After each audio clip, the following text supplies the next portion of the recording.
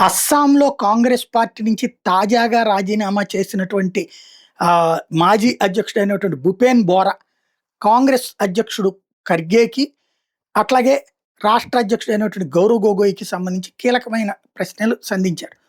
అంటే మల్లికార్జున్ ఖర్గేని అడిగారు గొగోయ్ గురించి. గొగోయ్ అనేటటువంటి వ్యక్తి, గౌరవ్ గొగోయ్ అనేటటువంటి వ్యక్తి వాళ్ళ పార్లమెంట్‌లో డిప్యూటీ ఫ్లోర్ లీడర్‌గా ఉన్నాడు.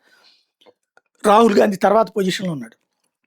అతను పాకిస్తాన్‌తో లింకులు ఉన్నయ్యా? లేదా? వాళ్ళ ఆవిడ పాకిస్తాన్‌లో జాబ్ చేసింది. ఇతను కూడా పాకిస్తాన్ ఎళ్ళొచ్చాడు. ఎంపీగా ఉండి కూడా పర్మిషన్ తీసుకోకుండా ఆధారాలతో సహా చూపెట్టాడు అస్సాం సీఎం హిమంత బిశ్వా శర్మ. ఇతను పాకిస్తాన్ మనిషిల కుటుంబం అని. దానికి ఇతను ఆన్సర్ ఎందుకు చేయలేకపోతున్నాడు? నేను అడిగినా కూడా సమాధానం చెప్పట్లేదన్నది ఈయన భూపేన్ బోరా రైజ్ చేసిన పాయింట్. అలాగే రకీబుల్ హుస్సేన్ ఎవరైతే ఉన్నాడో అతని నుంచి క్యాండిడేట్స్‌ని సెలెక్ట్ చేసే పని పెట్టాడు గౌరవ్ గొగోయ్. అతనికి ఏంటి సంబంధం అసలు? అంటే అతను బంగ్లాదేశీ, పాకిస్తానీ ప్రేమికుడు కాబట్టి పెడుతున్నారా? అతన్ని ఏ విధంగా లైన్‌లోకి తీసుకొచ్చారు? అంటే చివరికి అస్సాంలో సీట్లు కూడా బంగ్లాదేశోళ్ళు, పాకిస్తానోళ్ళు నిర్ణయిస్తారా?